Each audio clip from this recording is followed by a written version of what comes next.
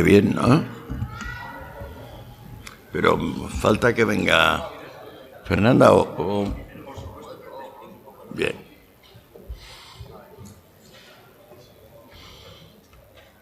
Fernanda.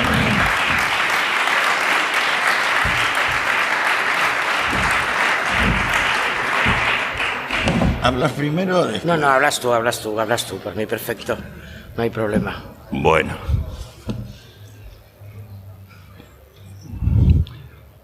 Tener preparado algo asegura no decir chorradas o paridas, pero tiene bastante de chicle masticado y es infrecuente que aceptemos los chicles masticados. Conseguir que una persona pues tenga la insolente arrogancia de ponerse ante el amable escuchador a ver qué dice, pues bueno, es un compromiso para el que habla y una liberación para el que escucha. Estamos aquí, yo creo, para celebrar que en este tremendo edificio, tremendo realmente, han permitido que un equipo de delincuentes, porque somos un equipo de delincuentes, violamos la ley porque queremos, porque pensamos que no se puede legislar sobre la voluntad del prójimo y que de la piel para adentro mando yo. Pues es un hito que para una reunión de delincuentes nos den este lugar y tengamos pues todo tipo de facilidades, excepto la facilidad suprema, que es la de comprender las cosas bien y no decir majaderías.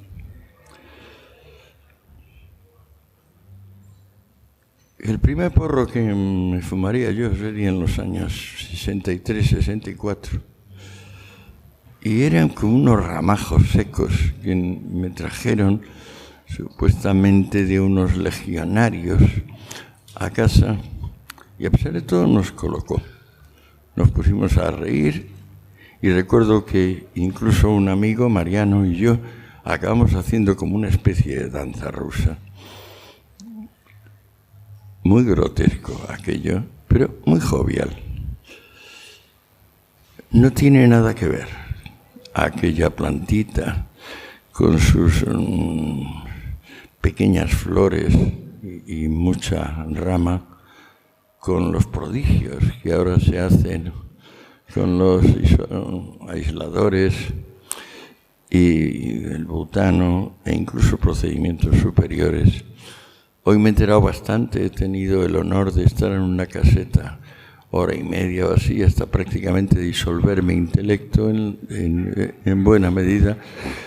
Y digo, caramba, es la diferencia que hay entre tirar una piedra a un pastor, a una vaca, a una cabra, o una oveja que se desvía, y lanzar un cohete a la luna.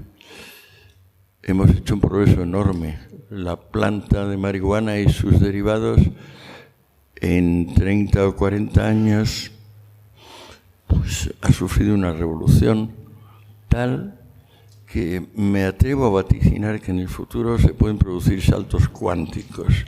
Hasta ahora estábamos con límites, pues bueno, ya parecía mucho, un 10% de THC. Ahora se puede doblar esa cantidad o aproximadamente. Y más, parece física y químicamente imposible, pero not really.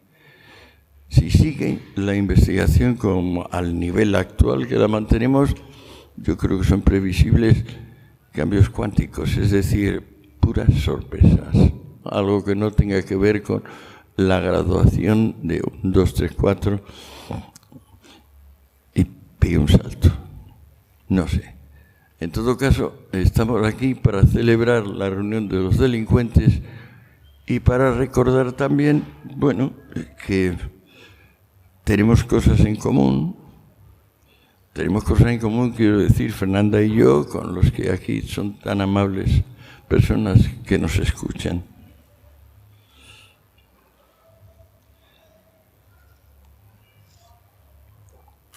Fernanda y yo pertenecemos a una generación dominada por tánatos, donde si éramos 10 amigos, 8 murieron, o 9. Tomaron las drogas muy mal. Tomaron las drogas para matarse y se mataron. Unos por un camino y los otros por el otro. El más señalado quizás, Eduardo Aro Ibars, pues era como el jefe de la parte más joven de la tribu. Yo, digamos, representaría la parte más vieja de la tribu. Eduardo, que tendría Eduardo 8 años menos que yo o algo así. Y sin embargo murió muy pronto. Yo creo que fue uno de los primeros españoles muertos por SIDA. Hubo mucha mala... El primero fue Carlos Rodríguez Sanz.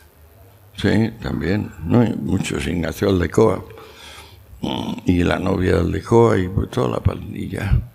Yo estaba recordando que Aldecoa se suicidó cortándose con una navaja barbera, y no murió de los cortes, pero sí de la hemorragia. Todo esto es espantoso, es tan espantoso que es de muy mal gusto, además de espantoso. Afortunadamente podemos ser astrosos, incluso tener piojos, pero no acostumbramos a cruzarnos el pecho y las caderas con una navaja barbera.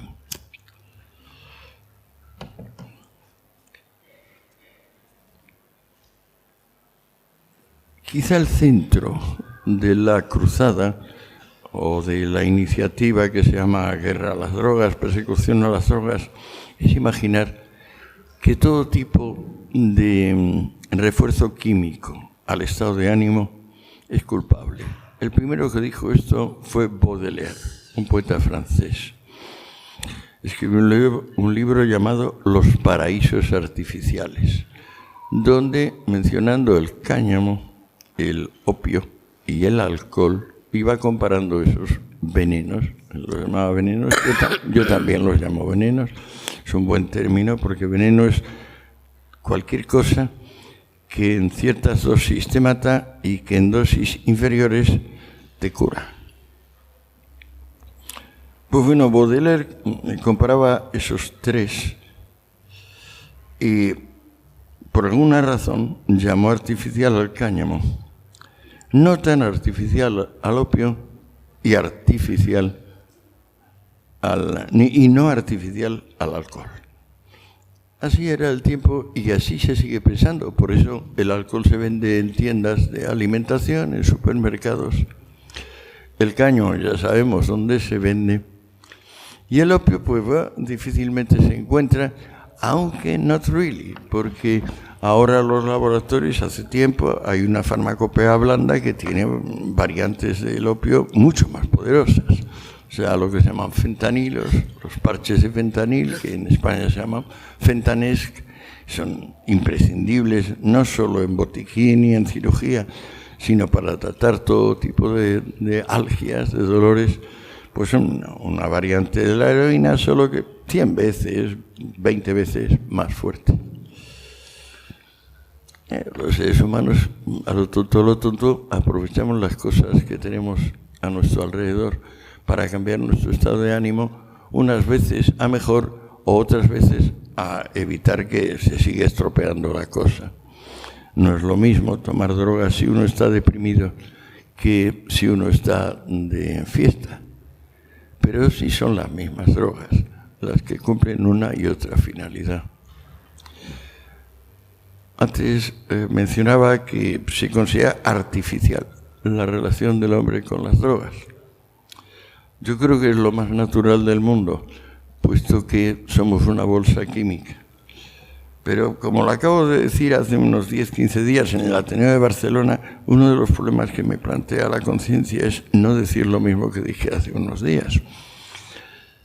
Y efectivamente esto es muy distinto. Allí estaba con 3 señores que vivían cómodamente de dar consejos prohibicionistas o de reducir daños causados por la prohibición. Y aquí es una pandilla de, bueno, antes lo llamé delincuentes, vamos a decir, desobedientes civiles, que es un término que prácticamente menciona lo mismo.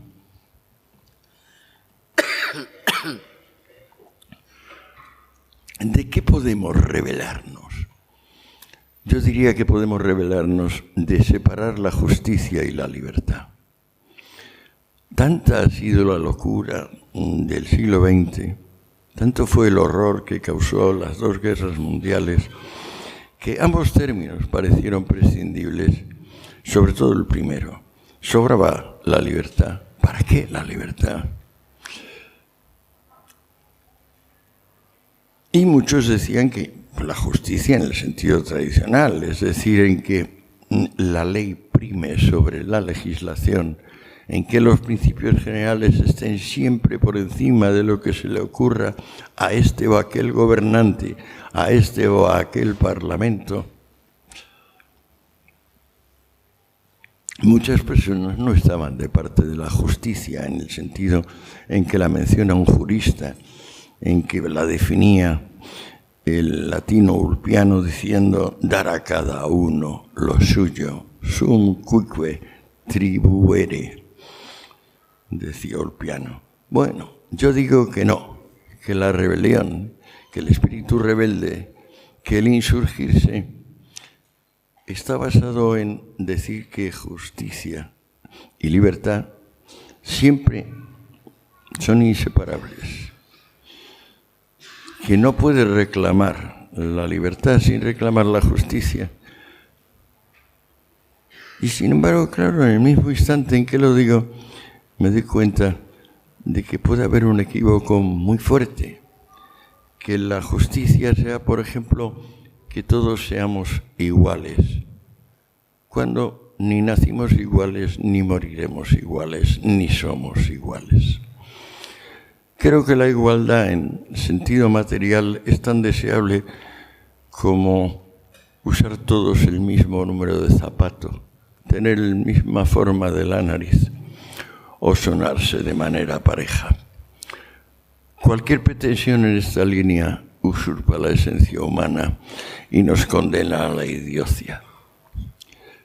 Cuando hablamos de justicia, hablamos siempre de justicia poética, de que las personas tengan lo que merezcan. Y esto no es tan difícil de establecer cuando en vez de en términos abstractos nos ponemos a pensar en persona a persona, grupo a grupo. Por ejemplo, si ya nos metemos en política, partido a partido, programa a programa.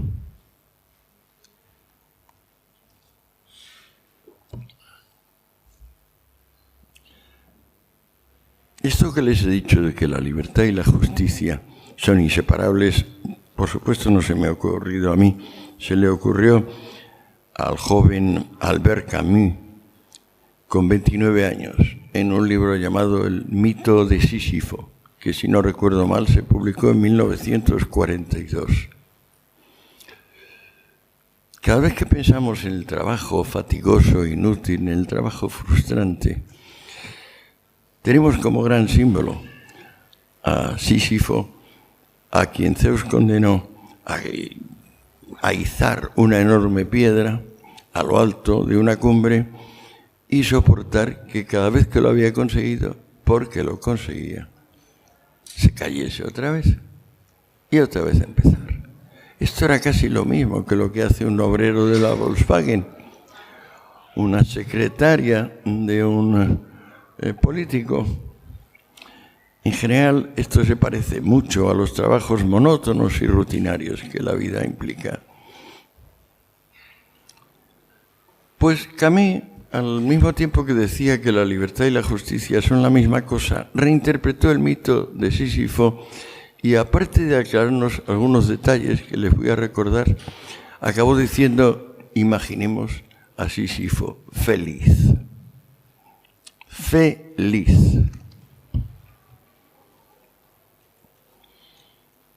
¿Qué detalles?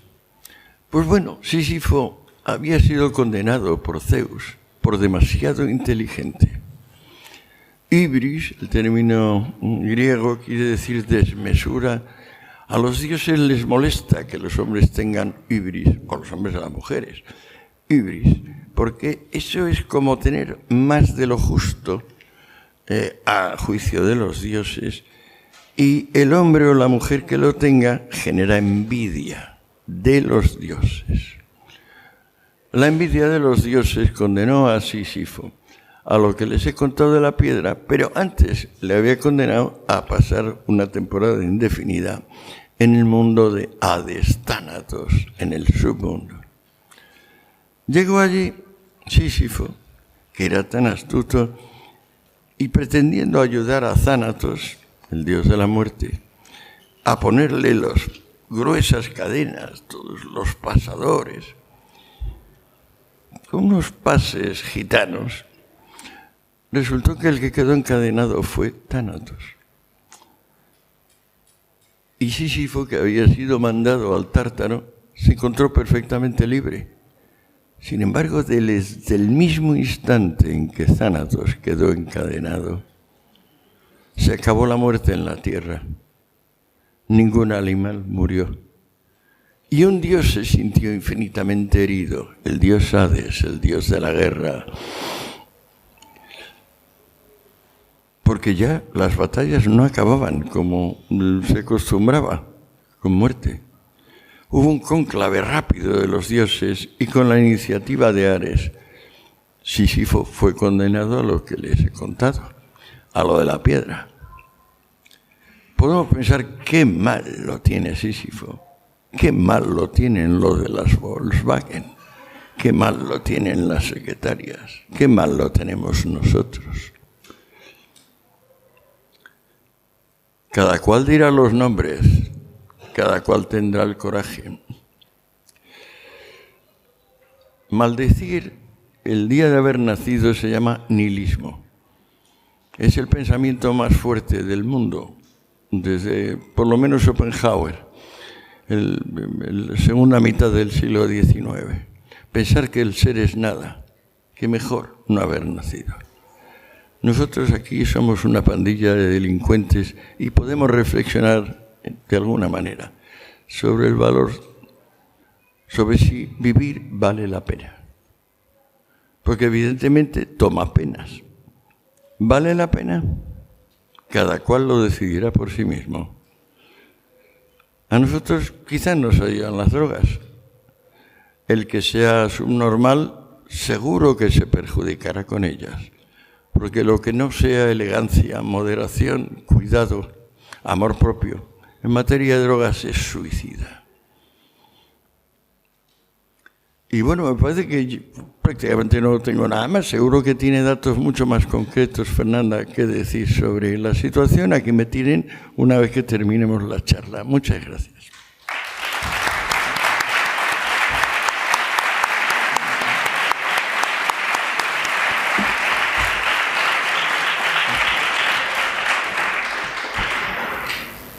Vamos a ver. Oye, fíjate que soy tonta y no sé. Sí. Ah, es que no le veía la luz, perdonar. Espero no ser tan... Yo reconozco que soy del siglo pasado, ¿no?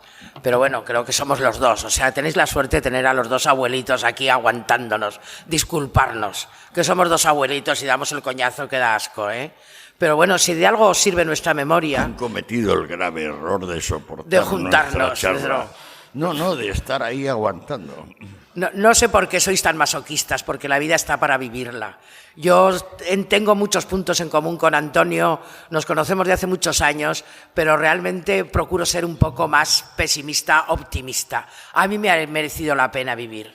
O sea, a mí se han hinchado de decirme desde niña que no tenía razón, que no lo iba a conseguir, que no lo iba a hacer, que no sería capaz, que ser mujer era una mierda, que suave le tetua, etcétera, etcétera, etcétera. Y estoy aquí hoy y me permito el lujo de decir lo que me sale de las narices. O sea, lo que me sale de las narices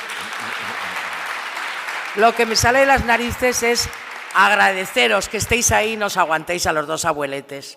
Y agradeceros sobre todo que seáis capaz de que os interese la palabra de alguien.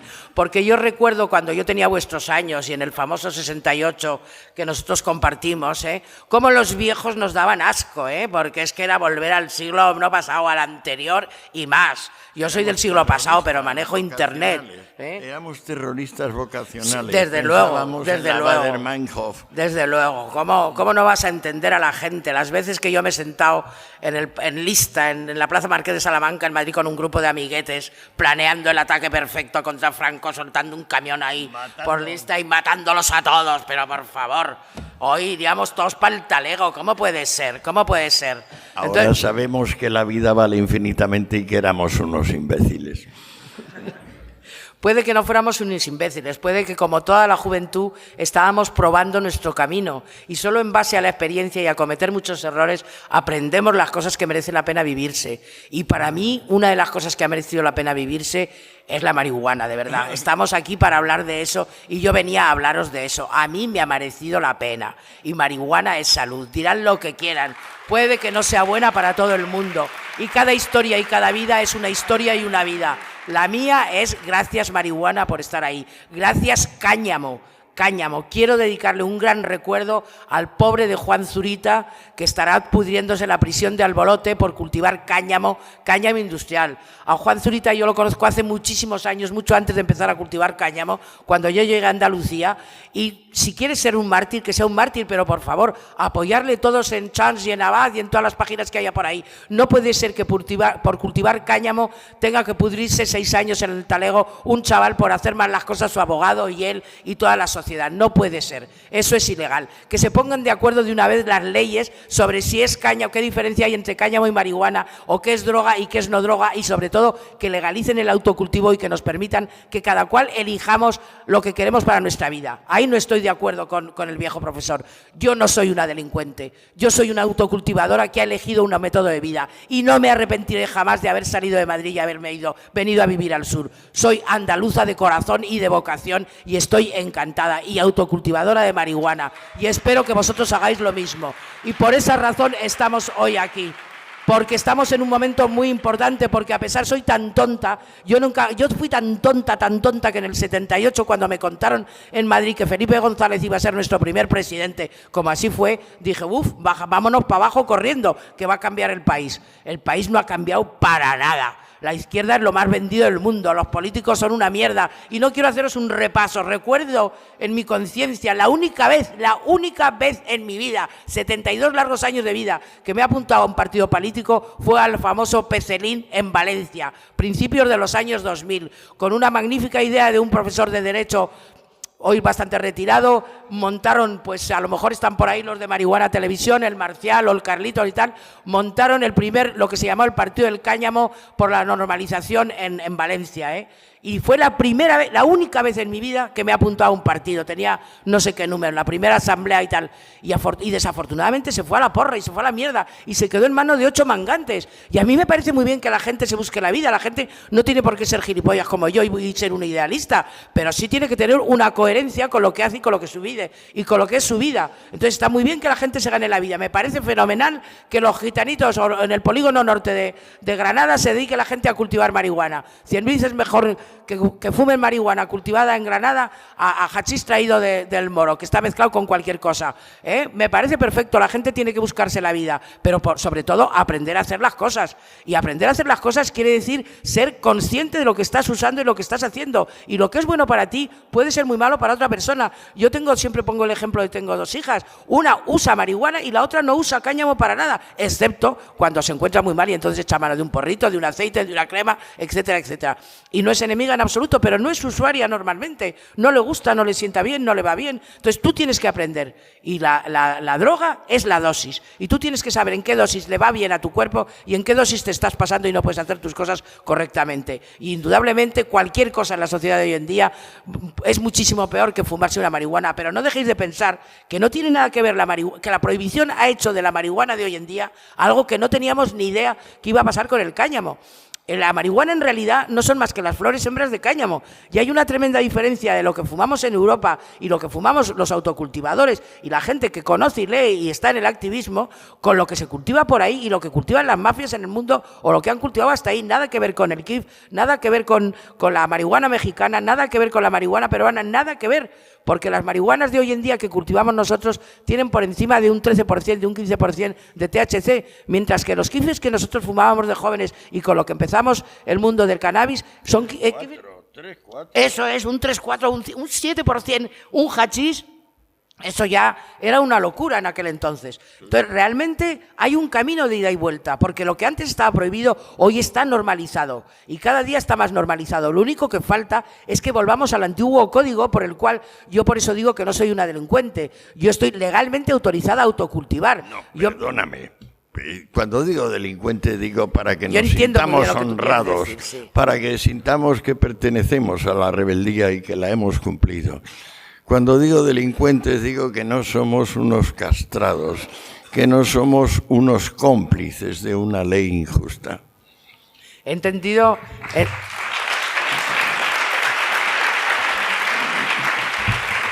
He entendido perfectamente lo que decía Antonio Escotado. En ese sentido estoy completamente de acuerdo con él. Yo me encuentro hoy en día a la vejez, me encuentro encantada con no haberme engañado nunca y con haber seguido mi propio camino. Y creo que ese es el único derecho que nos queda. El cada cual aceptarse y conocerse a sí mismo y seguir su propio camino. El que quiera usar cáñamo, que use cáñamo. El que quiera usar marihuana especial con altos niveles de THC, que use marihuana con altos niveles de THC. Y el que no quiera usar nada y siga usando café y tabaco, que siga usando café y tabaco y alcohol, como hemos hecho toda la vida. Me parece muy bien. Yo conozco muy bien las drogas. He vivido cosas de las que habla Antonio. He vivido asesinatos de los que habla Antonio. Sé muy bien lo que han pasado con las drogas en los 70 en España, antes de que las drogas fueran artículo de lujo. Sé lo que ha pasado entre nosotros. Por eso nunca he sido una drogadicta. Sí consumo cannabis de siempre y he probado casi todas las drogas, pero nunca he sido una adicta a nada, porque me parece que mi libertad a elegir es mucho más importante que el valor que le demos a cualquier droga. Y eso es lo primero que os quiero decir a todos, que tenéis que aprender y que la única forma de aprender es empezar con pequeñas dosis. Las cosas que en una pequeña dosis normalmente levantan y ponen de buen humor, en grandes dosis te tumban y eso hay que aprender a usarlo. Estamos hartos de ver a sobredosis en televisión, en películas, en gente, etcétera, etcétera. No, señor, eso no son las drogas, eso es la angustia que tú llevas dentro. Y realmente para combatir la angustia es para lo que usamos drogas, pero no por eso tenemos que perder el objetivo, que es estar bien. Y estar bien quiere decir tomar una dosis moderada de acuerdo contigo, con el peso, con la edad, con la circunstancia, etcétera, etcétera, etcétera. Y no olvidéis que siempre tenéis la libertad de elegir y que cuando hay que decir no, hay que decir no y que cuando se puede decir sí, hay que decir sí y sobre todo hay que disfrutarlas. Yo agradezco mucho a las drogas los momentos de conocimiento y sobre todo a las drogas psicoactivas, los momentos de conocimiento, los momentos de placer y de felicidad, los momentos de buen sexo que me han dado y los momentos de admirar la vida. Yo recuerdo un ácido famoso que de repente tuve que empecé a llamar por teléfono a un amigo y no hay más que preguntarle al tesorero de la Arseca, ¿no? Yo a las 8 de la tarde diciendo, qué maravilla el mundo, qué bonito el valle, qué bien, con un ciego después de estar horas volando y viajando sin saber dónde demonios estaba sola, perdida en el campo, ¿eh? Aquel momento no lo olvidaré en mi vida, esos momentos de encontrarte contigo y con tu yo interior y contigo misma y a gusto y satisfecha de estar vivo y ver que tu vida puede funcionar a pesar de todo, eso merece la pena. No os deseo ninguna otra cosa a ninguno de los que estáis aquí. Gracias por aguantarnos hasta otros ratos.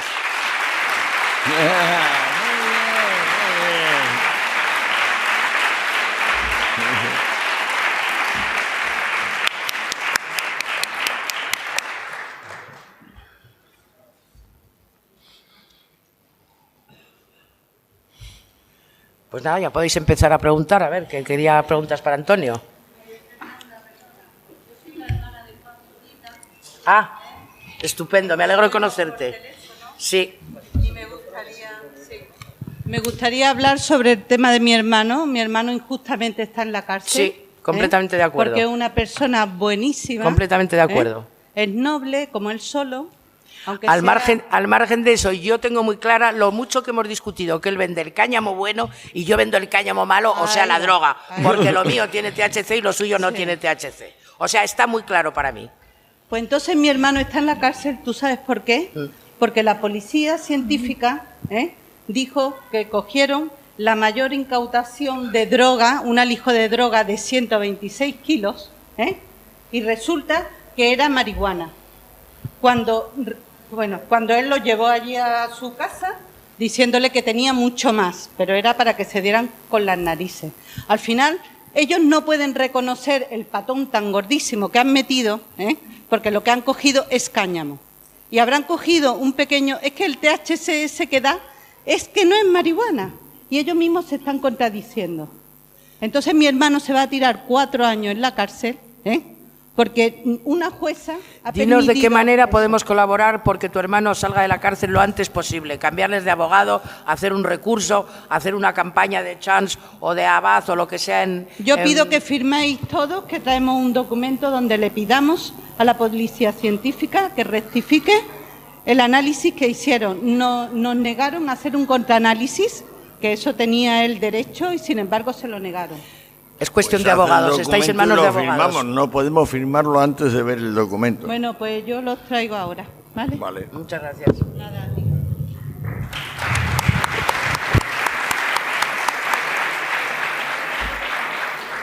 Es cierto, ese es el camino de la legalización. Parece ser que antes estaba muy claro que tenía menos de X THC y que se consideraba droga, hachís, marihuana y que se consideraba hierba, cáñamo sencillamente. Realmente yo entiendo el problema de Juan Zurita, porque una de las razones que tiene la altura, y para mí las Alpujarras es el sitio donde mejor marihuana de España se cultiva, es el sol que da de día, desde por la mañana hasta media tarde. Hay laderas en las que da el sol sobre la Sierra de las Alpujarras.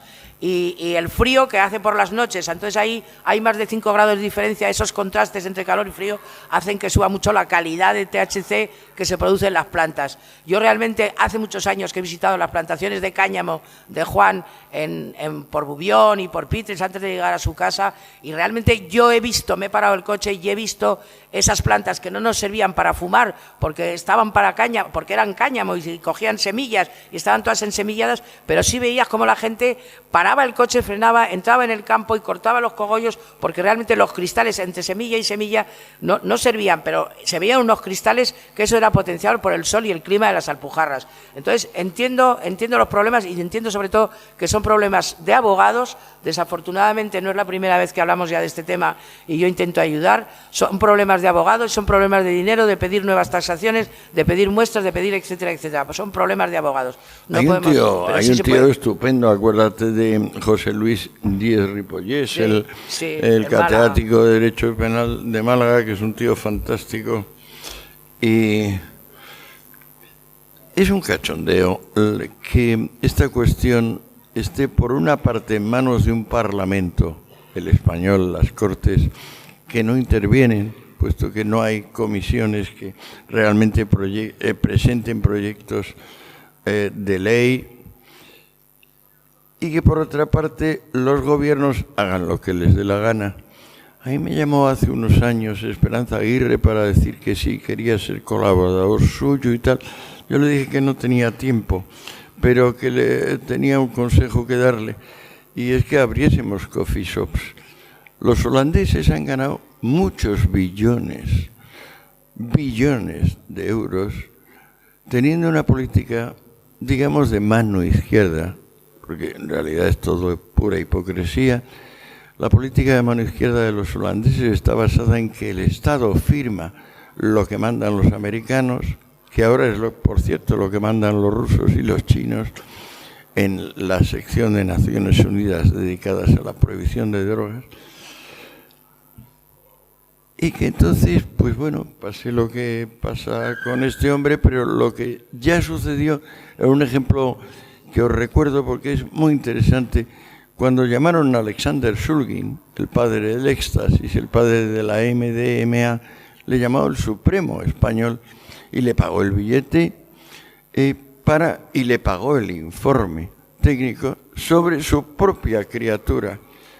El Supremo quedó estupefacto al oír que el testigo preguntado era el creador, o el que había puesto en circulación la sustancia, que en realidad había sido investigada como 50 años antes en una cadena de experimentos por uno de los grandes laboratorios, pero nadie se había dado cuenta que era psicoactivo, porque no lo habían probado en personas, lo habían probado en ratas o en otras cobayas. Pues entonces, después de oír a Alexander Shulgin, yo estaba allí. Yo antes le había dado una botella de Vega Sicilia que le hizo especialmente elocuente ante el tribunal a Sasha. Costó una fortunilla, pero estaba en parte en el dinero que le habían dado por su testimonio. Convenció de tal manera al Supremo que el Supremo decidió situar el éxtasis entre las drogas blandas.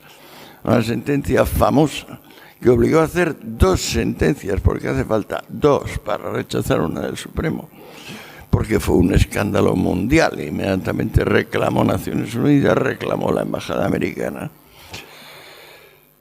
No tiene nada que ver lo que está pasando con las drogas. ¿Cuántos de vosotros viven de cultivar o de refinar la droga cultivada por otros? Con lo que de repente, claro, en un régimen de inseguridad como el que tenemos, y cambia al juez tal, al juez cual, en vez de tener al sabio Díez Ripollés, que es posiblemente el hombre más informado de esta materia y uno de nuestros mejores teóricos en los principios generales del derecho. Nada que ver con lo que el Parlamento o el Gobierno haga, y mucho menos con lo que haga la policía local, nacional o la local. Tiene gracia que lo llamen policía científica a esto, porque normalmente lo que todos conocemos y lo que pasa en todos los países, las policías locales y municipales incautan las drogas y se las fuman o las revenden. Esto no tiene ninguna novedad, porque ya pasaba cuando se perseguía a las brujas, se quedaban con los potajes y los untos y los revendían en el mercado negro. Esto era un experto, un tal Tenebrero en tiempos de los Reyes Católicos. Bueno, y no sé si me ha ido el santo al cielo, ha sido una intervención casual.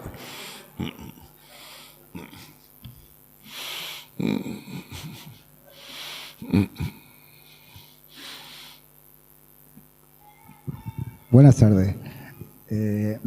Quisiera pedirle su opinión al respecto de que estamos asistiendo a procesos de legalización y veo una dicotomía entre legalizar lo que es el consumo y la producción y legalizar lo que son la compraventa y la distribución.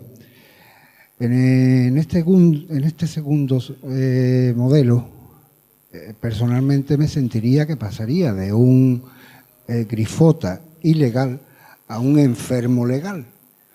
¿Qué opinan al respecto de esos 2 modelos de legalización? Bueno, yo tengo varios hijos, tengo 7 hijos, he perdido 1, tengo 6 hijos, y he visto la cantidad de tiempo que han perdido en la época en que tenían que concentrarse en sus estudios de pasotas fumadores de marihuana. Siempre les dije, sois unos subnormales, no es la época o el momento para fumar. Hay que fumar pues, para oír música, para follar, para introspección, para saber dónde y quién es uno. Pero esta manera que tenéis de fumar es de tontos del culo y perdéis el tiempo. A pesar de todo, gracias a Dios, mis hijos han salido adelante y después de hacer el pasotismo acostumbrado, pues bueno, han cogido el camino y le han dado a la marihuana las horas del día que merece, ni más ni menos. En cuanto al uso médico, pues sí, creo que la marihuana es imprescindible al menos en 3 afecciones: glaucoma, si no me equivoco, y 2 más que me comentaba mi hijo. Canceriela, exactamente. Bueno, son imprescindibles, pero caramba, hay drogas mucho más poderosas, desde la LSD a la heroína o el opio, para muchas más enfermedades. O sea, en realidad esta línea, la marihuana medicinal, me parece muy bien como inicio para una normalización en la producción, la distribución y el consumo. Pues lo que necesitamos es situar esto en la misma zona de controles de calidad que tienen todos los demás productos que llegan al consumidor. Yo creo que legalizar o la marihuana o cualquier droga es un ultraje, puesto que significa que el Estado, los parlamentos, tienen el derecho de controlar el estado de ánimo de la ciudadanía. No podemos hacer una ampliación en el catálogo de derechos civiles que incluya el derecho a tomar drogas sin correr el peligro de que de repente a un gobernante se le ocurra decir que sí, de tomar drogas es un derecho, pero que pintar no, o que leer tampoco, o que hacer viajes. O sea, está claro que la libertad humana es sagrada. Y ya está. y no se meta usted los pies en un tiesto que no le corresponde.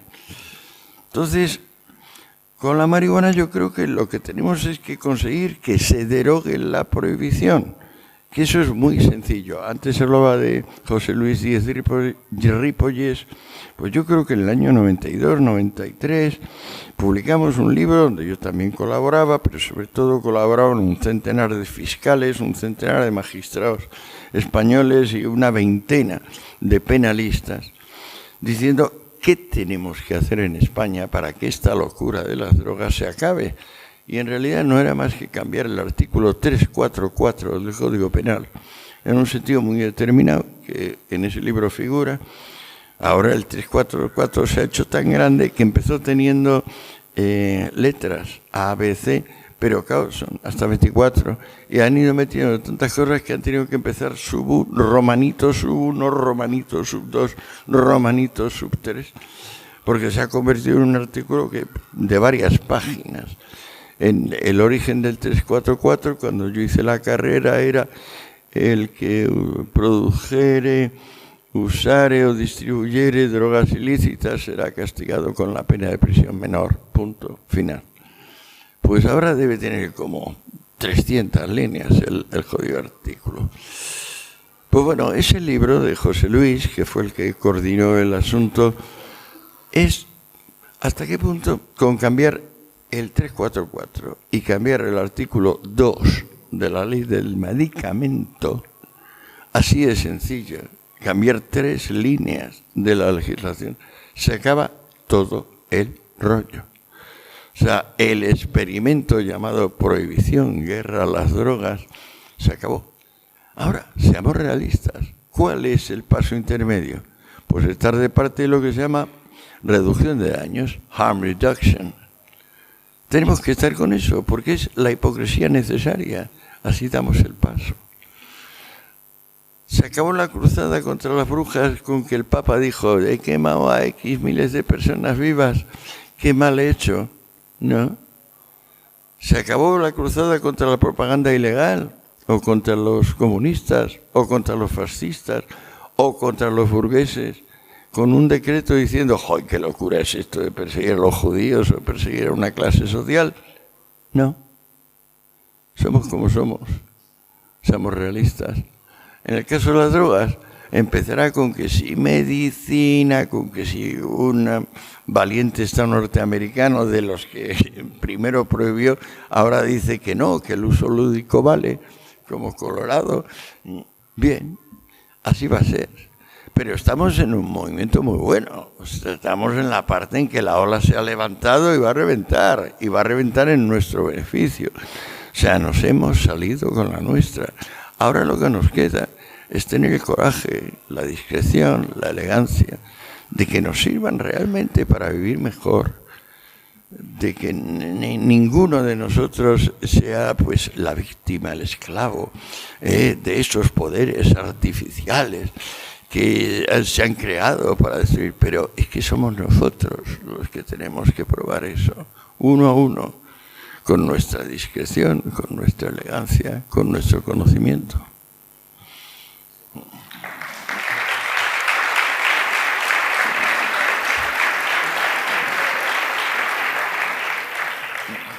Muy amables. Buenas, quería preguntarle a don Antonio, que le he seguido en varios libros y conferencias, y él ha comentado que grandes personajes como Bismarck, Goethe, Goya, pues tomaban de alguna forma opiáceos para rendir en su trabajo, no producir más, y que a él lo lleva haciendo desde hace mucho tiempo, y quisiera saber en qué forma, cómo lo podría consumir, si se le puede preguntar. Sería una indiscreción. Antes comentaba, por supuesto, he seguido tomando y tengo un experimento a largo plazo con opiáceos que creo que puede ayudar, sinceramente creo que puede ayudar a muchos millones de personas que si tomasen opiáceos de forma regular controlarían el crecimiento de sus tumores, porque se reduciría un 30% el metabolismo. Y tengo un par de ejemplos, aparte de mi persona, sobre todo un par de ejemplos de personas desahuciadas, condenadas a muerte hace 3 años, que están tan frescas, pura y simplemente porque han recurrido a la red, se han instalado el sistema TOR, navegan silenciosamente y entran en la gran fundación que fue la Ruta de la Seda y que ahora se ha multiplicado en varios portales y que permite a las personas recibir, siempre que se tomen el trabajito de buscar bitcoins, recibir en su cajetín postal cada X tiempo fármacos a un precio razonable de una pureza muy alta.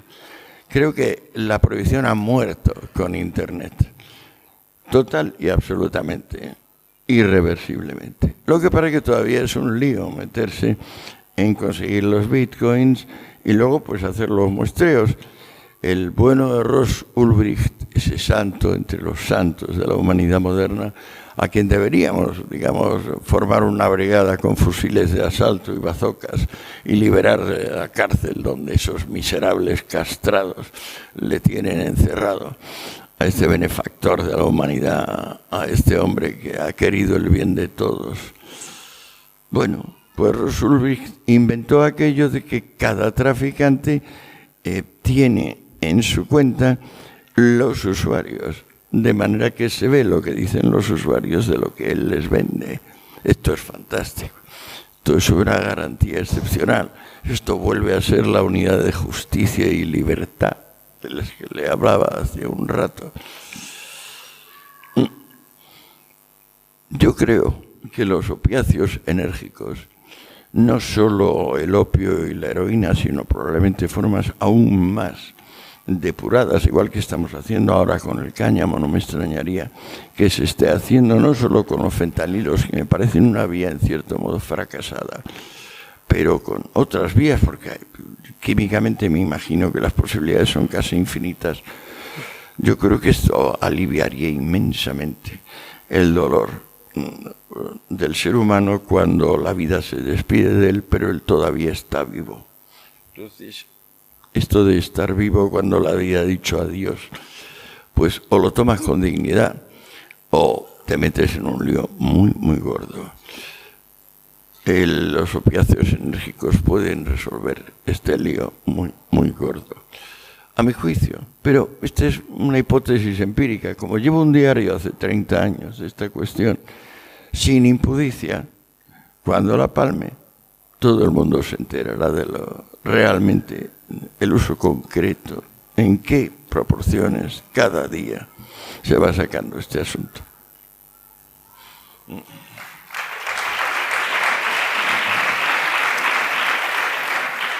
Quiero añadir también que el opio, el problema del opio, el problema que hubo con la heroína cuando llegó a las calles de este país es haberlo conocido muy joven y sin medida y sin saber con lo que se jugaba.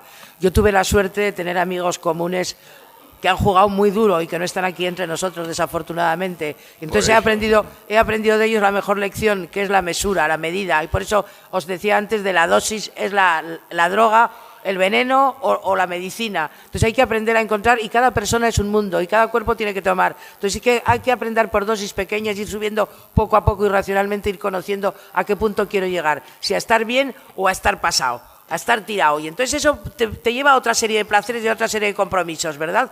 Pero hay que aprender. Y los opiáceos hay que saber que el problema es que es muy fácil engancharse y tener enganche físico. Y entonces cuando tienes enganche físico, haces lo que sea por tener la dosis necesaria para dejar tu cuerpo a gusto y satisfecho. Yo he vivido monos de heroína de una semana en la cama, vomitando y cagándose y meándose y de todo, y el delirium tremens. Y os juro que es peor el delirium tremens que la heroína. ¡Hombre! El heroinómano o el opiómano o opiáfo, ya diré, opiófago, o lo que quieras o decir.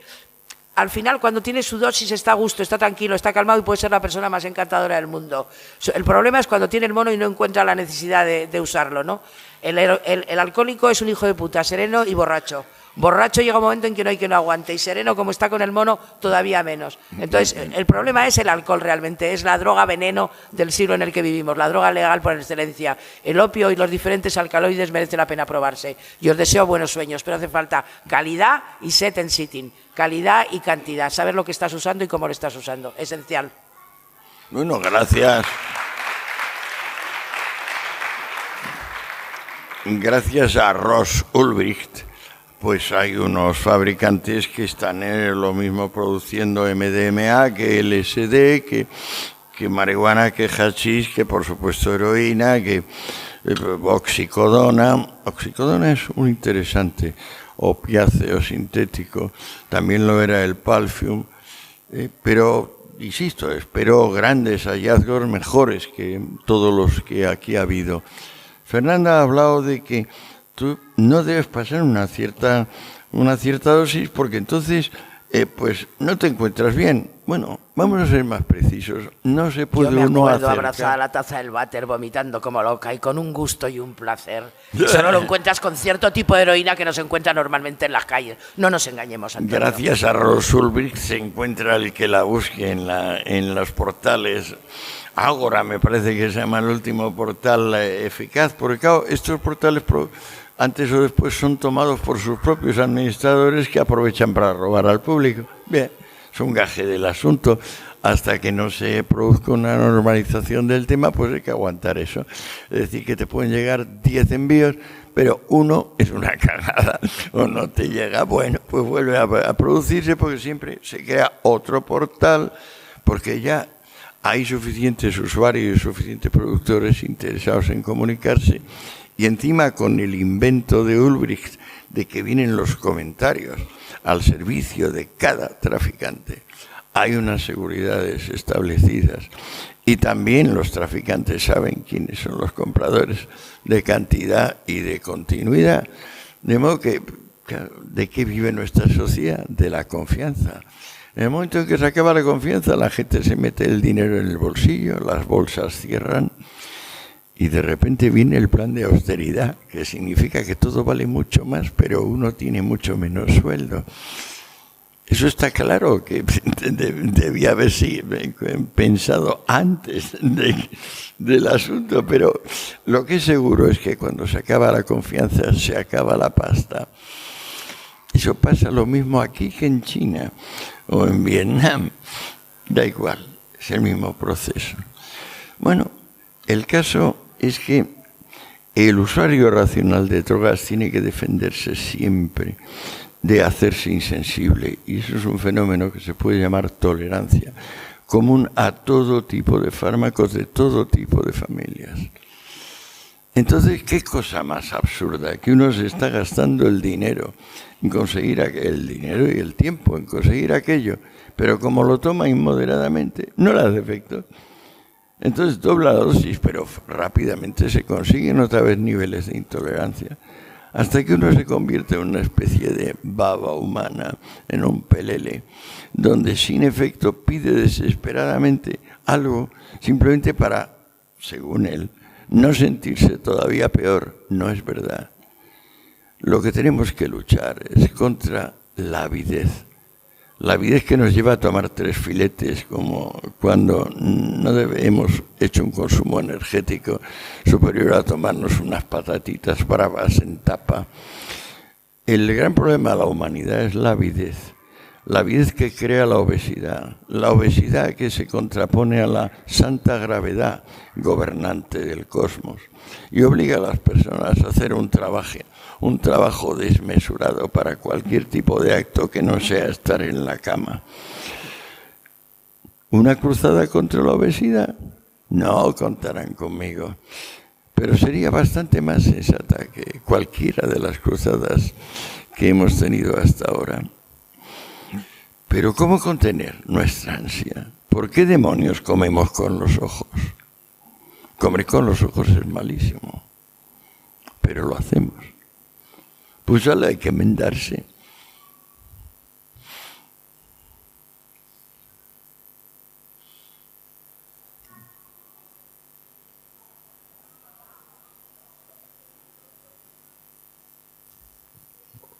Hola, buenas tardes. En primer lugar, me gustaría agradecerle sus palabras hoy. Bueno, ha hablado usted, ha apuntado algo, profesor Escotado, acerca de las cuestiones estructurales o parte de ellas legislativas del sistema de fiscalización, del sistema de prohibición. Pero a mí una de las cosas que más fascinación me causa también es desde luego el aspecto más perverso de todo esto, es la gran efectividad que se ha tenido desde los entes promotores de la prohibición de la creación de un tabú, ¿no? Es esta cuestión simbólica, de contaminación simbólica, la que me interesa. En este sentido, me gustaría saber su opinión acerca de en manos de quién, de qué personas, de qué grupos y cómo se podría de alguna manera deconstruir esta cuestión que es meramente ideológica y que sin duda por sí misma ya evita que se produzcan reacciones a la prohibición. Por ejemplo, cuando los propios usuarios de drogas siguen reconociendo las drogas como elementos con una esencia negativa y cuestión que desde luego afecta negativamente a la forma de relacionarse con las sustancias, creo yo. Y en este sentido, me gustaría saber cómo se podría combatir esta cuestión ideológica. Bueno, es que en cierto modo, cuando me puse a estudiar la cuestión de las drogas, no tenía ni mucho menos los criterios que me dio investigarla, estudiarla, porque todas las cuestiones son muy distintas en abstracto que en concreto. Es como un cuadro que lo miras siendo corto de vista o de repente te pones las gafas y dices, coño, aquello no era un gato, aquello es un perro, no era una señora, es un señor y tal, no sé qué, vas precisando los detalles. Yo no sabía por qué se habían prohibido las drogas hasta que no me tiré como 6 o 7 años estudiando la cuestión. Y después de estudiarla me di cuenta de que la ley en esta materia, más que ley, es el resultado del tabú. El tabú es una cuestión que no tiene nada que ver con el derecho. El derecho es da a cada cual lo suyo. El tabú es ciertas cosas son impureza y serán evitadas. No me importa cómo se eviten, serán evitadas. Normalmente viene una turba gris y te convierte en fosfatina, como por ejemplo en la India, si una señora hace una exhibición, o en Arabia, si hace una exhibición generosa de sus dones naturales.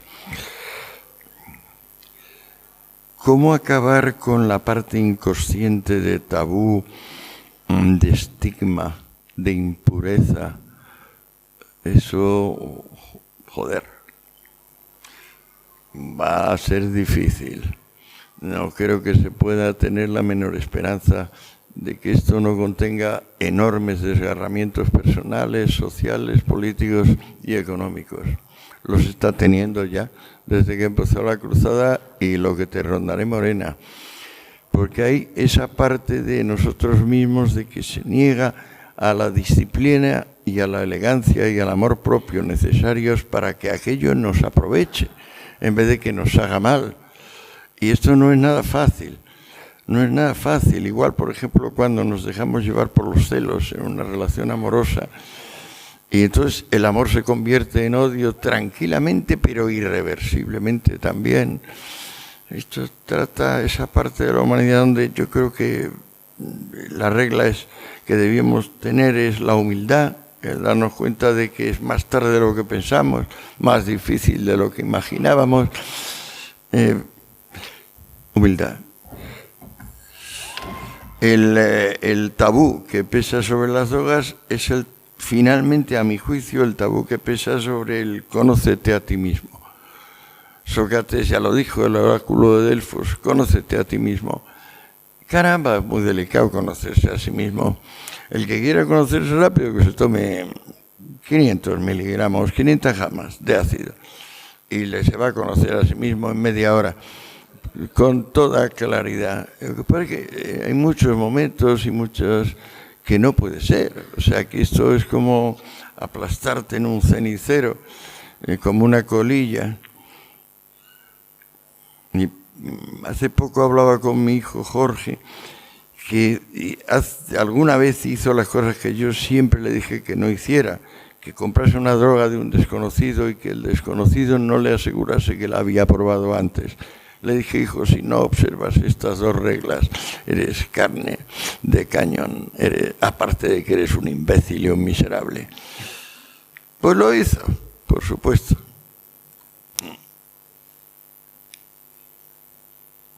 Sin embargo, ahí está, y es un santo, y está nuevo. O sea, también tenemos mucha más capacidad de lo que se puede imaginar para equivocarnos y para desbarrar.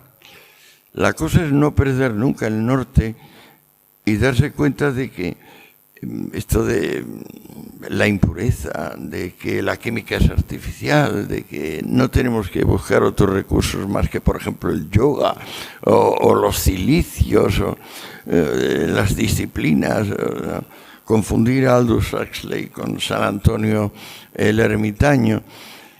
Esto va a ser despacito, despacito, uno a uno. Y siempre teniendo el norte de, oye, que yo no me quiero estropear lo que quiero comer, pero en el momento en que tenga avidez, ya como mal. Y finalmente me voy a encontrar en problemas con la hermana gravedad que lo gobierna todo. Pues aquí nos encontramos con problemas, qué rico está el humo, ¿verdad? No hay nada como, es como Vulcano, el fuego, de alguna manera. Pues eso, humildad, darnos cuenta de que siempre va muy despacio y que normalmente va a ir mal, aunque en ciertos casos, por ejemplo, mi vida ha ido muy bien. Se estaba comentando con algunos amigos al llegar aquí que ya tengo un porrón de años, pero lo ideal es que he hecho lo que quería y pues yo ya sobro. Estoy muy contento, pero si se acaba ahora mismo, casi que mejor. No que no valga la vida mucho, que lo vale mucho. No soy nihilista. Para mí el ser no es nada, para mí el ser es todo. Es el chorro de la naturaleza generosa y fértil que puedes decir sustancia, es gratitud. Sin embargo, si las vidas se viven bien, creo que se llega un momento en que estás dispuesto a dejarlas. Simplemente, sin nostalgia. Si acaso pensando un poco en procurar una mueca no desagradable para los que primero te vean. Ahí tenemos que tender. Y tampoco es tan difícil. Os lo digo yo en nombre propio. Pero creo que somos dos viejos afortunados, dos viejos felices y dos viejos que hemos triunfado en nuestra vida. Yo por lo menos cada día me quiero más a mí misma.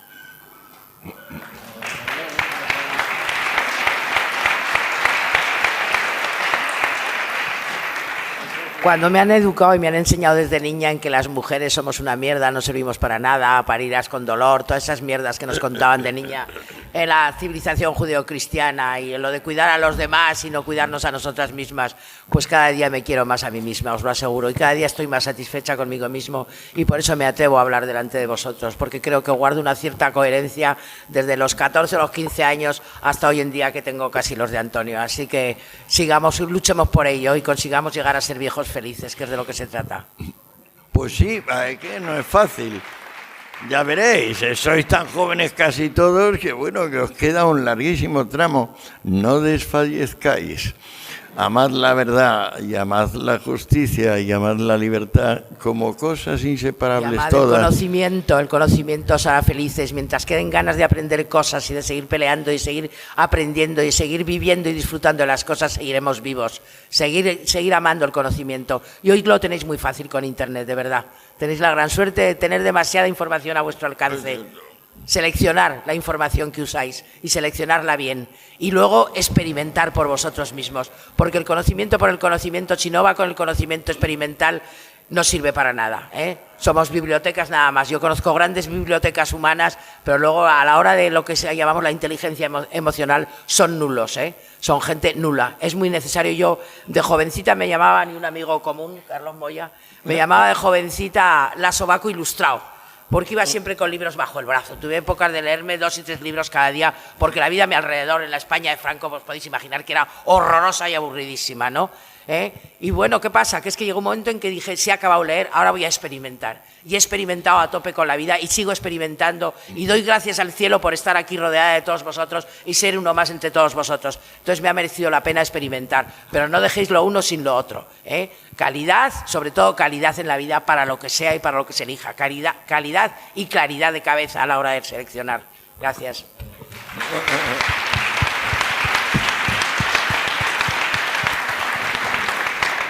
Es gente encantadora, toda muy joven, gente encantadora. Ya veréis lo que os espera. Es que no os voy a hablar de mis horas bajas, que también las tengo, y algunas personas las saben, y muy bajas. Y hay mucha gente indigna y mierdosa e incapaz de ser persona por ahí sueltas. Y en el nombre de la marihuana se han hecho verdaderas atrocidades. Y sabemos todos de verdaderas atrocidades. Pero el que va de en serio y el que va de verdad, va en serio y va de verdad. Entonces, seleccionar de la misma forma que seleccionáis lo que os coméis y lo que no os coméis, seleccionar a la gente de la que os rodeáis y rodearos de gente positiva y gente que os ayuda a vivir en todos los aspectos. Y vamos a intercambiarnos información todos nosotros y vamos a ser un poco más equilibrados. Porque mientras no hagamos una sociedad más equilibrada, no conseguiremos ser felices. La mierda es la sociedad machista y patriarcal y fascista en donde nos han educado y donde pretendemos vivir, y hay que cambiar todavía muchas más cosas. Fascista y comunista. Me da igual, extremista. Me da igual, extremista. Todo lo mismo, el señor Hitler y el señor Stalin. Pero el dinero ha son estado en manos gemelos del capitalismo y no del univitelinos. comunismo, afortunadamente. Pero bueno, me da igual. Mientras no consigamos equilibrar, sobre todo hombre y mujer, y hacer una sociedad más equilibrada en donde las mujeres y los hombres podamos compartir la vida y los hombres puedan cuidar niños y nosotras podamos ganar dinero, no solucionaremos la vida en la que estamos. No puede ser el desequilibrio que hay entre hombres y mujeres hoy en día. No puede ser el desequilibrio en el que yo me he movido, en el que yo he vivido. No puede ser. Entonces, en manos de todos... ¿no? Pero muy poquito. Pero la realidad es muy poquito, que hay muy pocas mujeres ministras. No se puede decir nada bueno de ser ministro, ¿verdad? Pero bueno, es un referéndum de la vida. No hay muy pocas mujeres banqueras, hay muy pocas mujeres con cargos importantes en empresas importantes. Me parece que hay como un 2% o un 3% de cargos importantes en manos de mujeres. Fernanda, antes había un 0,01. Me da igual. ¿Qué pasa? ¿Necesitamos 100 años más para equilibrar la sociedad en la que vivimos? Esperemos si es que sea un año o dos. Es que a ver si nos enteramos que la madre naturaleza se está muriendo.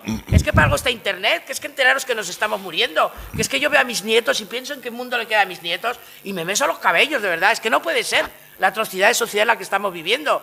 Y vais a dejar que nos sigan machacando. Fernanda, por favor, acabas de decir que tienen el regalo de Internet. Pues eso, que lo usen. Pues que lo usen y que se enteren. Pues ya, pero en fin, cada cual obra desde sí mismo. Buenos estamos y tenemos que esperar a que el jefe o el Mesías nos diga dónde tirar o qué hacer. Yo he tenido momentos sublimes en donde he escuchado a los demás y he aprendido de los demás.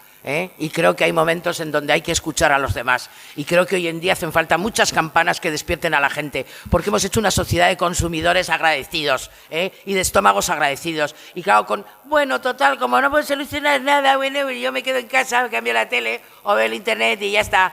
Pues no, señor, porque mientras no demostremos que queremos algo, no lo podemos solucionar. Y la realidad es que parece que tenemos la vida solucionada y no la tenemos solucionada. Yo, como viejo resto del 68 como tú, me da mucha vergüenza la sociedad de mierda que les dejo a mis nietos, porque no es este el mundo que yo quería dejarle a mis nietos, pero es la sociedad en la que estamos todos nosotros metidos. Y todo el mundo tendrá que hacer algo, cada cual por su lado, ¿no? Cada cual que se mire a su alrededor y que haga lo que tenga que hacer en el mundo en el que se mueve. Pero algo tendremos que hacer para mejorar un poco la sociedad en la que vivimos.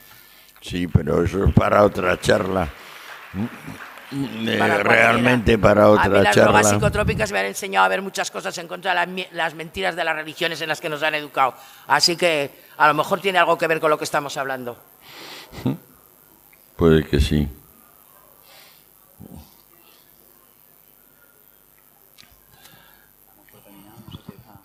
La justicia a veces, yo os decía que pudiera confundirse con la igualdad material, en contra de lo que decía Ulpiano, de dar a cada cual lo suyo.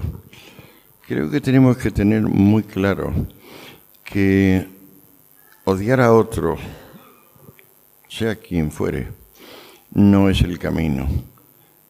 Que negar es menos generoso y fértil que afirmar. Que el amor es lo único que cura todo, aunque es fácil enfermarlo, porque es una criatura frágil. O sea, es el gran médico, pero es en sí mismo una criatura frágil. Lo que hemos padecido en el siglo XX, desde el año 14 hasta prácticamente los 50 y tantos, más, estoy hablando porque hasta que acaba la guerra de Vietnam, no se acaban las barbaridades, las salvajadas que se inventa el siglo XX de genocidios. Todos tienen como origen un intento de purificación, de que la humanidad se mejore. Y entonces, bueno, una vez sobran los judíos, otra vez sobran las clases medias, otra vez sobran los obreros, otra vez sobran... Después de Vietnam yo creo que ha habido salvajadas tremendas, ¿no? ¿Cómo cuál? Pues como Guatemala, como Chile y Allende, como otras muchas cosas que se han hecho, ¿no? O sea, con Vietnam lo que nos abrió es una puerta y nos hizo ver ciertas cosas y hubo un momento muy rico en una serie de ideas, ¿no? Curioso que se te olvide el genocidio de Pol Pot, que sin duda es la operación más fuerte que hay en el último tercio del siglo XX, sí. No, Pinochet y Videla... ¿Y el genocidio no son los 43 muertos del otro día de Ayotzinapa, en México, por ejemplo? ¿Cómo se están cargando en Latinoamérica a los indios y a la gente natural del país? ¿Y se le está cagando el poder o lo que tú quieras? Me da igual, así por la cara. Eso no es genocidio también hoy en día. Quizás el más extenso fue el de Pol Pot, pero es que vamos a hablar entonces de los judíos en la Alemania nazi. ¿No hubo más muertos judíos que lo de Pol Pot? ¿De qué estamos hablando? Estamos hablando de locuras. Estamos hablando de locuras. Me da igual 3 que 300. ¿Qué? Claro, tantas cosas hay por ahí. O sea, Sí, pero yo llamo genocidio a aquellos asesinatos que se amparan en ingeniería social, es decir, en mejora del cuerpo conjunto, o sea, en pureza, en limpieza. Si, por ejemplo, coges a esos 43 universitarios que han cogido un autobús los mexicanos y los han hecho desaparecer y todavía no se sabe nada de ellos, esto es una monstruosidad y bastaría para procesar al gobierno y al Parlamento mexicano, desde luego, sobrado. Pero no es un genocidio eso.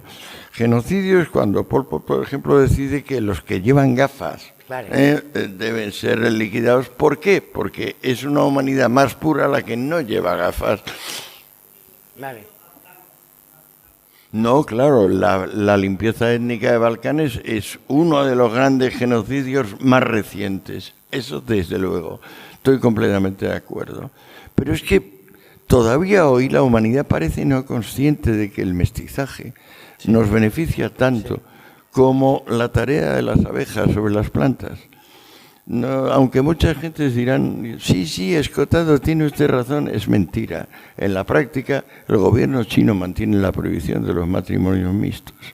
Estamos hablando de un país con más de 1.000 millones de habitantes. Y el mundo se calla. Y con un problema de mujeres tremendo en China, ¿no? La raza blanca no es la raza esclavista, ni es sobre todo la raza racista. El punto donde es máximo el racismo, a mi juicio, es Asia Profunda, Extremo Oriente, Japón y China. Pero también en África es un factor a no olvidar, puesto que combinada con el tribalismo, pues no ha parado de producir barbaridades, desde aquella de los Hutus con los, no me acuerdo cómo, los Tutsis, sí. No, lo que tenemos que, al ponernos a amarnos, tenemos que entender que lo sagrado es la diferencia. Por eso es tan peligroso el pensamiento comunista, porque se olvida de que lo sagrado es la diferencia. Y cada vez que se instala a hacer su operación de justicia, lo primero que hace es meter en la cárcel a la mitad y a un tercio fusilarlo. No podemos ir por este camino, tenemos que entendernos los unos a los otros. No hay buenos y malos en esta película, hay cosas preferibles y cosas detestables. Aquí entramos en un terreno casi de adverbios más que de sustantivos.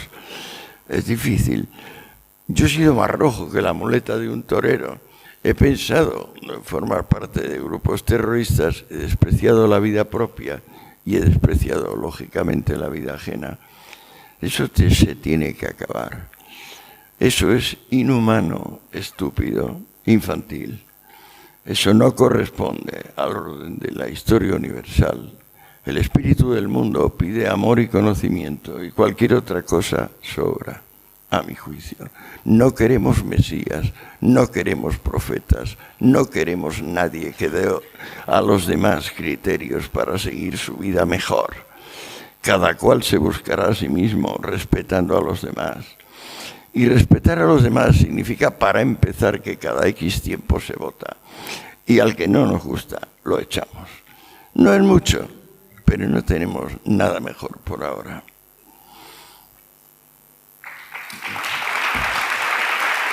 Ya. No tenemos nada mejor por ahora, ¿no?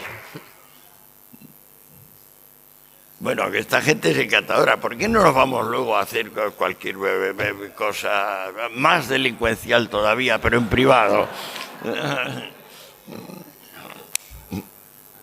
¿No hay preguntas por ahí? No hay preguntas. Nos quieren y nos van a dar un abrazo. Pero no quieren, ya pasan de todo. Pienso yo. Oye, y tengo que firmar esto. Y tú también lo vas a firmar. Dame un lápiz. Yo ya he firmado. ¿Ah, sí? Joder, no, pero que firmar no, hay que poner aquí más cosas. No, tenéis que hacerlo, es un tío que está jodido. Vamos es a poner. una chaladura lo de Juan Zurita.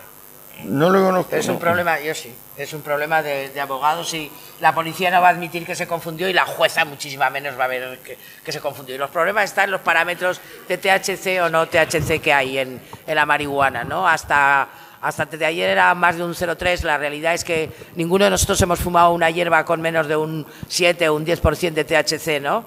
Y hoy en día tenemos un 17, un 18 y más de un 20% de THC en hierbas bien cultivadas. Bueno, pues lo ilegal es en la cantidad de THC que tiene la hierba, si no es cáñamo. El cáñamo industrial tiene solamente un 0,2% de THC, o sea, te puede fumar 10 porros seguidos que no te coloca. Eso es un poquito mejor, por eso era mejor el cáñamo, el kif que se traía a Marruecos que lo que se cultivaba en España en los años 60, por ejemplo, ¿no?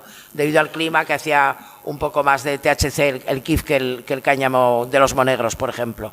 Bueno, hoy tenemos mucho más alto. Entonces resulta que lo que Juan Zurita cultiva es cáñamo industrial, pero no son semillas compradas con factura al Ministerio de Agricultura, sino que son semillas de cañamones y de lo que él ha cultivado y etcétera, etcétera, que no tienen. Entonces, ¿qué pasa? Que él fue tan tonto, porque al enemigo ni agüita, ¿no?, de llevar a la policía a su casa, porque aquí lo típico en un polígono industrial de Zaragoza, de pararlo, lo digo porque he estado con Juan Zurita hablando todo esto personalmente, ¿no?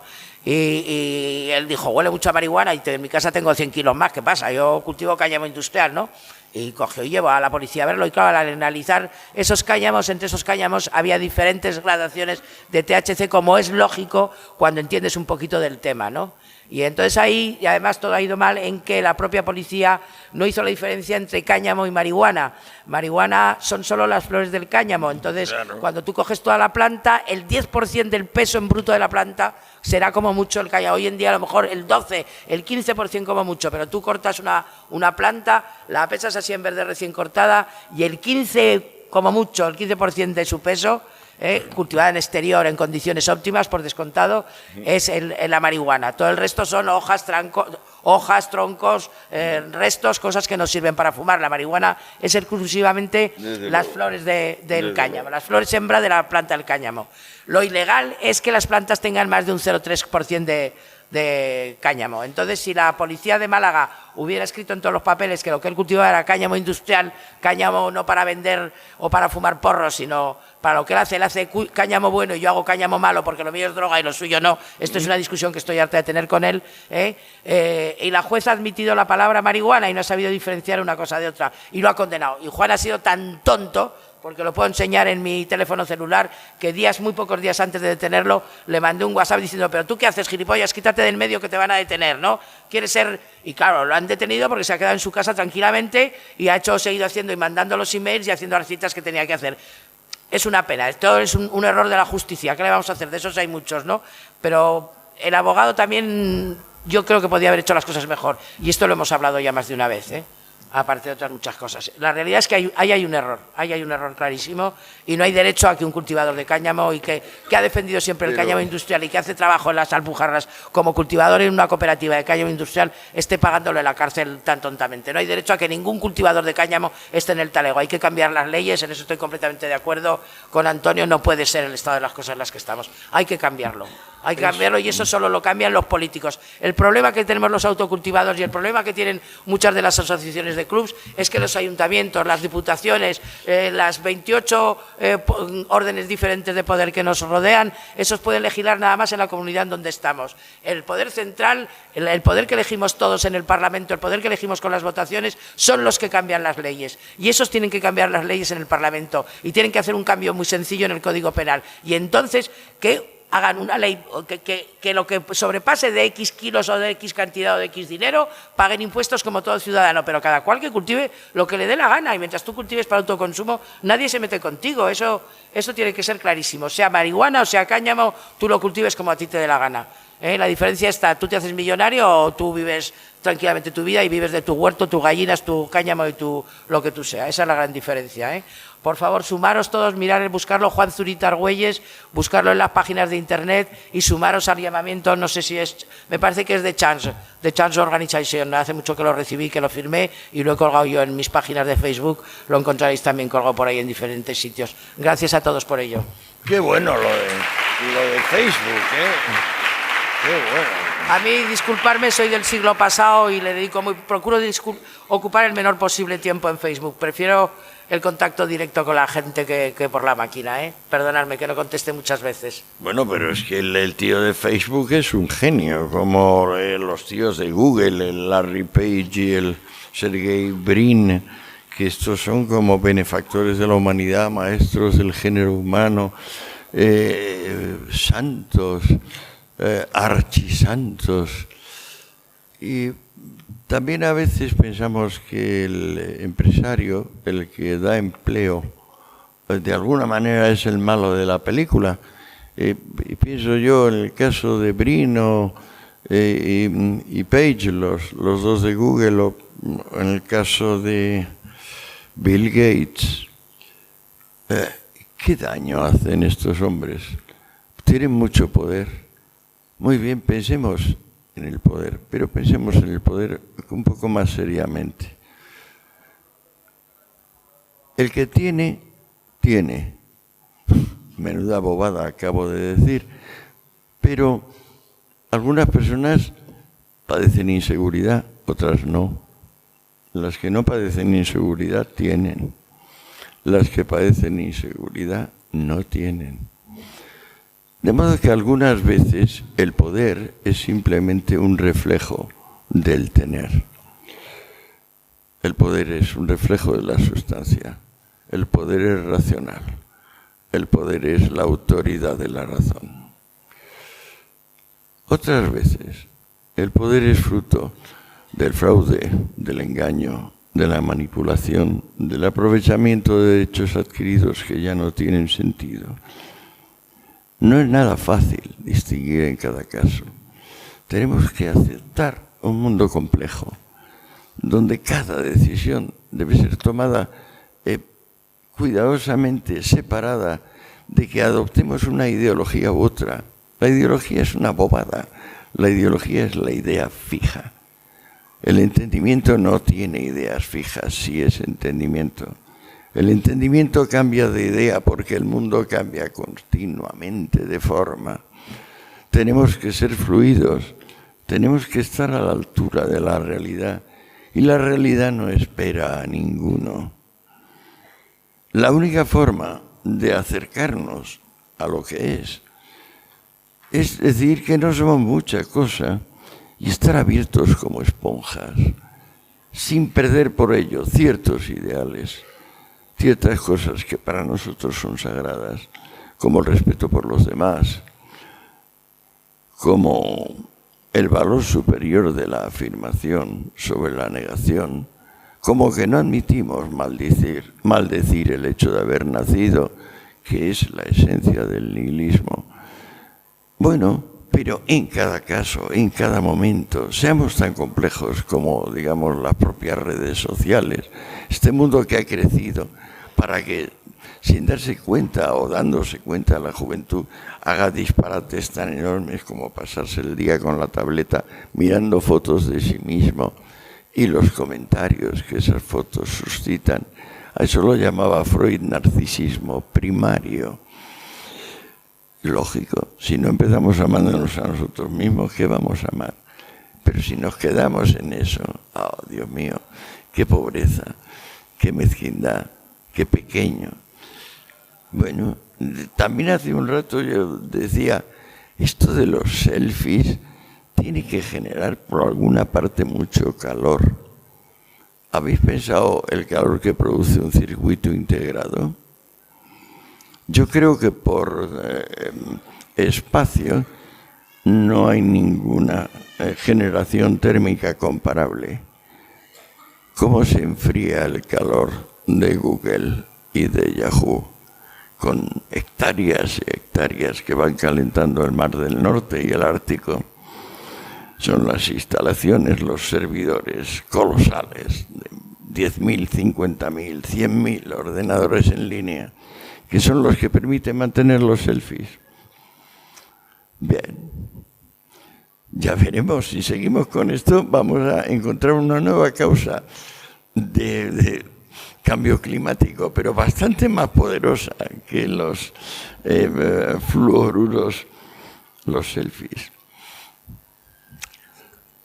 Vámonos. Me dice que nos quedan 5 minutos. Ni 5 minutos ni nada. O sea, se acabó la parida.